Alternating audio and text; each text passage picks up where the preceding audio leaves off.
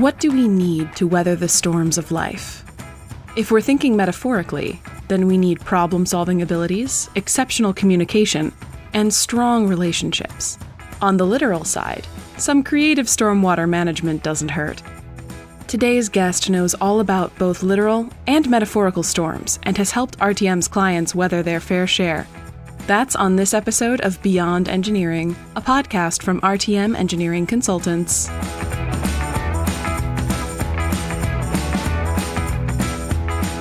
Hi, I'm Celine Dirks, your host for Beyond Engineering, where we share stories about innovative design, collaborative development, and exacting execution that helps buildings, businesses, and the people working inside them work better.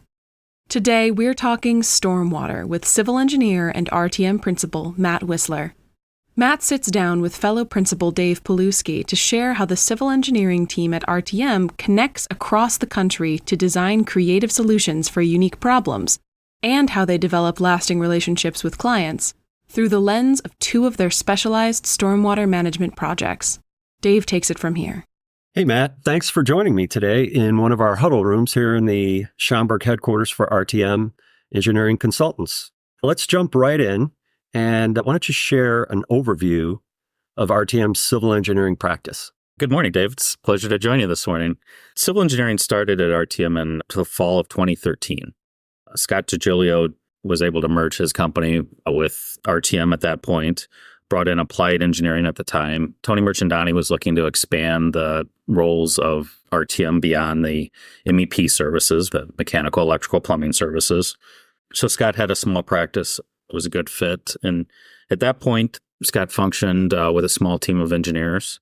And I was brought in 2017 to help grow the practice. At the time, there were 4 engineers. I was number 5. Civil engineering, we got rolling. Scott had a good base. I brought him some clients. We expanded services, met a lot of architects that the mechanical engineers, electrical engineers were working with, able to expand through our client base. And we're able to expand the basic set of services. For the civil engineering field, we specialize in site development and land development projects. So that could be a project from a half an acre small addition to a commercial building to 1,000-acre subdivision for single-family homes. We cover the broad range of that. And RTM in the civil world, we design the roads, we design the utilities, which include the storm sewer so that sites don't flood. We design sanitary sewers to obviously keep water out of the buildings and keep things flowing, the water distribution systems. We designed the stormwater ponds, handle floodplains and wetlands, cover everything on the surface and a lot that's buried. Tell us a little bit about the role that Scott DiGilio played in bringing civil engineering on and what he currently focuses on. Sure, Dave. Scott DiGilio is one of our senior leaders. So he's a principal partner here at RTM, is in charge of a larger civil group with offices through Iowa, Illinois, Overland Park, and California. Scott provides over 35 years of experience in civil engineering and a very broad client base and has been instrumental in developing civil engineering here at RTM. Back in 2013, Tony Merchandani had approached Scott about bringing civil engineering into the RTM world here. And they had long discussions, and Scott wasn't interested, and Tony kept asking questions and responding, and all of a sudden the right answers started coming together, and they saw the synergies that the two could provide. And at that point, in the fall of 2013, they were able to merge together and bring civil engineering into RTM. Okay, so we've mentioned Tony Merchandani a couple of times here, and I just wanted to let everybody know that's our CEO at RTM. So Matt, let's move on to talking about how RTM's civil team works. Why do you believe our civil practice is special in our industry and set apart? So our civil team, we function as a larger group, and then that's spread out across the country. We didn't limit our group to geographic limitations. So we work with engineers from several of our offices and have developed multiple teams of talented engineers that we pool together the best teams. So it wasn't limited to who's in what office and who's sitting next to who. We repositioned our team to function as a larger group with better knowledge across the field. In each project, we'll have a principal in charge. For instance, myself, a project leader, project manager, and then a team of younger engineers that do a lot of the production, get in there and really get dirty. And as they're working through the project, they're working with the senior engineers who are providing oversight and brainstorming to develop the project as it works through development and permitting and finally construction. Can you expand a little bit on how that national presence and national organization differs and sets us apart? Sure, Dave. We were functioning for several years successfully as individual offices. So we have offices in the Chicago area and Iowa, Overland Park, Southern California, and really each team functioned as their own unit. We were looking to share resources across the company. Perhaps we needed help on a stormwater project that we had an expert in Davenport, Iowa for. We all worked through COVID and functioned online through multiple Teams calls. It worked, but it wasn't truly a team at that point. So the leadership team, the fall of, that would have been 2023, sat down and discussed this option of sharing resources across the country. We have a talented pool across the country. How can we team engineers together, put younger engineers with other senior engineers that maybe their office didn't have? So it created mentoring opportunities, helped young engineers develop, but also just spread our talent pool. It also helps with hiring. My office isn't limited to hiring people in Chicagoland area. We can hire people across the country and put them in an office and work as a team. So we've got that innovative network, and take the opportunity to brag a little bit. What do we do best? I'd say our best attribute is our technical abilities. With those abilities, we like to say that there's lazy engineering and then there's going a step above.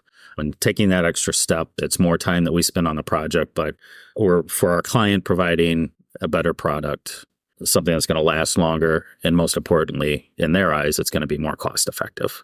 It's easy to copy and paste from a previous project, but you really need to dig in, provide something that fits more, is more project specific. Close second would be our collaborative communication, and it's one of our company core values.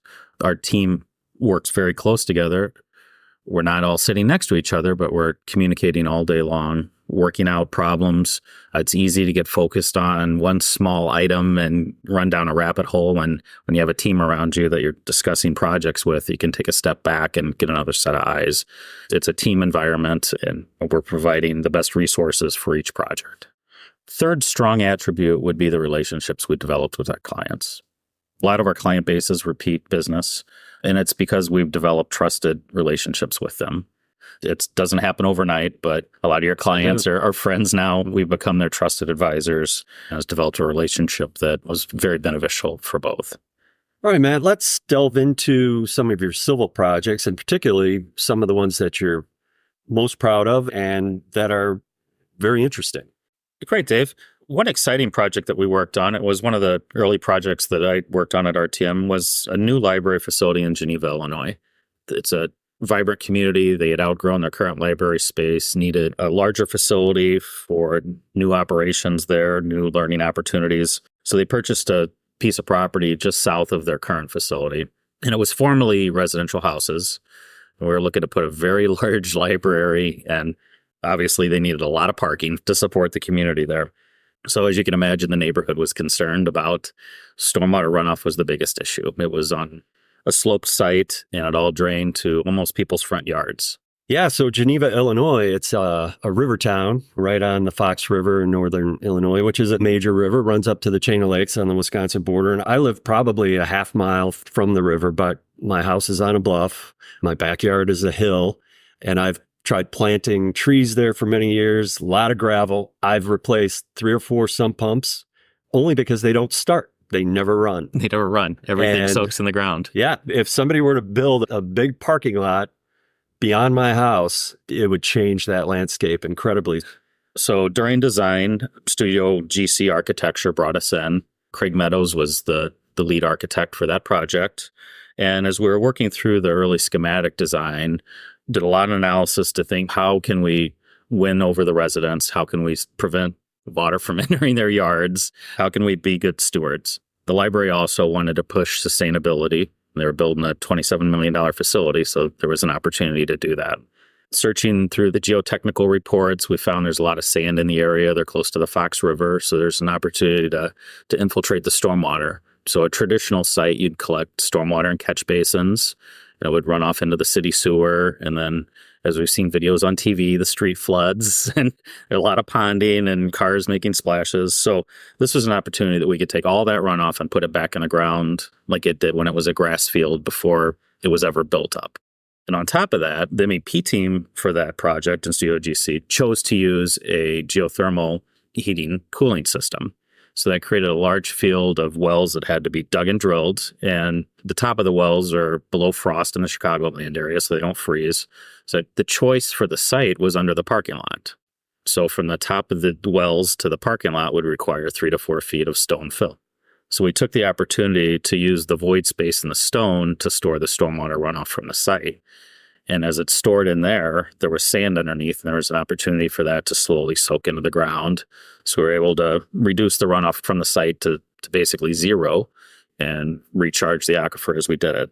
So that was one of the early projects we did with Studio GC and helped develop a relationship that we've expanded today. I think, Dave, you're doing a lot of projects with Studio GC as we speak. Yeah, through that relationship, they reached out to our mechanical, electrical, plumbing team, and I've written several proposals, and we're engaged in a library project in Wisconsin and a school in South Elgin. Yes, that we're providing civil engineering services for as well. So what you've described, it's just so cool to think about using those resources, using the fact that the ground is permeable to take it away rather than the standard approach. Yeah, and the standard approach would have required some type of underground vault. So the site was limited. They wanted to maximize the building, wanted to maximize parking. So there was nowhere to build a traditional pond either. So we would have had a concrete vault type system or large underground pipes that would have added a tremendous cost to the project, which would have taken away from the library itself. So we were able to remove those aspects from the drawing and provide the most benefit for the library. So we've talked a lot about sites and handling stormwater. And, you know, there was a time maybe 25 years ago when a lot of sports fields were using the old school AstroTurf, which was the knee breakers and the skull breakers. And then there was a transition back to natural turf. And we saw some of the problems with that as far as managing water and being able to play on it. And now there's a trend to go back to synthetics, but these synthetics are space age and really a great new products that you could work with. Talk to us a little bit about the Niles North athletic fields and how that all came together. That's a perfect application of what you just discussed. So it was synthetic turf, baseball, softball facility. The high school already had the football stadium. They wanted to create spring and fall season so they can play baseball and softball. The issues there were purely stormwater. So it was to meet the stormwater regulations, we have to comply with the groundwater limitations. So the groundwater in Skokie is 3 or 4 feet below the grade, and we have to have all our stormwater storage above that. And so it created a unique challenge of fitting the stormwater facility under the field because there's no grass. We can't have a pond in the middle of a baseball diamond. So we had to come up with a solution to keep all that below grade, make it affordable and not impact the groundwater. The school had softball and baseball facilities that were traditional clay infields and grass outfields. And as we know, the spring in Chicago is rain. The fall is rain. So whether you're baseball or softball, they had a lot of issues with delayed games, missing games. So the school had an opportunity to bring in an artificial turf field facility for those. So it was a complex of 3 fields. And as you mentioned, the new turf it's an amazing product. And instead of the 1/4-inch AstroTurf that was put over asphalt that nobody enjoyed playing on, but the injuries or the heat, the new facilities, they include 2 to 3 inches of rubber padding.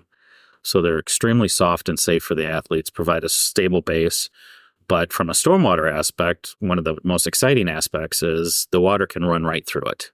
It doesn't hold water on the top. So they've developed a permeable system for the fabric that sews the fields together. Underneath that, we have an opportunity to put a stone base, and the stone base serves as a stable platform that they can build the field on. It's not going to move in the future. It's like a parking lot. It's stable, but the water can run right through it. So whether we have sand or gravels below it that the water can run right into, or we can put in a collection system. In the Niles North facility, we didn't have good soils as far as infiltration. It's typical Chicago clay. Water doesn't really move through it at all. So we had to put in a drainage system as well as meet the local stormwater requirements. So one of the aspects here of the stormwater requirements is everybody's experienced these short 1-hour rainfalls. You get like 1 inch of just flash flood. And that's the typical storm we get around here, really through the Midwest right now. So the stormwater codes have been rewritten, adjusted to accommodate these short, intense storms. So with that, it's called the first flush or water quality BMPs, depending on the area you are. But what we want to do is we want to take the first 1 inch of rainfall, capture that, and either infiltrate it into the ground slowly or hold it for a period of time and then slowly release it into the storm sewer. So we're not impacting downstream facilities. So as part of that, because we want some of the water to soak into the ground, we have to recognize where the groundwater is. So from an athletic field, it's not as critical, but if you can imagine from a parking lot, if cars are sitting it all day, they're dripping antifreeze, they're dripping oil, you're getting pesticides, all kinds of things on the surface. When we get those quick rainfalls, it's like a car wash. It just soaks the parking lot, lifts it all off, and puts it in the storm drains. So we don't want that to go in the groundwater because eventually that circles back to our drinking water. So the ordinances and codes have separation requirements that any stormwater we put in the ground needs to be separated, whether it's 2 feet or 3.5 feet from that groundwater. So the project here challenged us in that was only a few feet below the ground. In order to maintain the separation requirements, one of our engineers, Lucas Keller and Scott Giglio, worked up a system that they could capture the water, hold it at a higher elevation in the field. We're able to use the stone under the field. And then we had a buried tank system to handle stormwater management. So from the surface, it looks just like a smooth, green, beautiful complex. But underground, there's a lot going on that no one will ever see. Fun on top, business below is what's going on over there. That's a lot of civil work there, yes. For sure. And that was also a Studio GC architecture project. That was. Yeah, we worked with Studio GC on that one. We were fortunate enough, we put an addition on that same high school the year before, so it was a nice way to carry over into another fun project.